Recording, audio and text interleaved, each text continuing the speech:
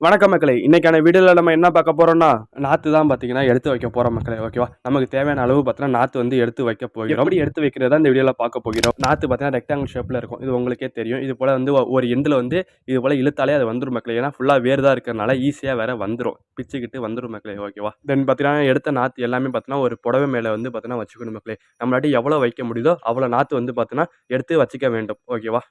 அப்புறம் பார்த்தீங்கன்னா, நமக்கு தேவையான இடத்துக்கு வந்து பார்த்தீங்கன்னா, ஃபுல்லா இது போல வச்சு இழுத்துட்டு போக வேண்டியது தான் மக்களே. ஓகேவா? இது ஆக்சுவலி பார்த்தீங்கன்னா, செம்ம ஸ்மூத்தாவே பார்த்தீங்கன்னா வந்துரும்.